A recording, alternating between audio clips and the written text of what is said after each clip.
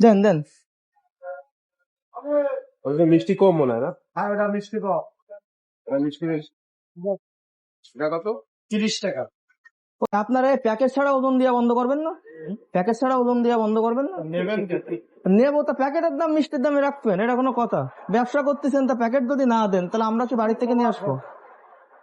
আমরাও তো কিনে নিয়ে আসি, আমরা তো তৈরি ভাই একটা দাম যখন ধরছেন প্যাকেটের দাম কস্টিং ধরেই তো পণ্যের দামটা ধরা। বাদে নিয়ে আসবো। না এটা কোনো কথা না, এটা তো মনে করেন যে বন্ধ।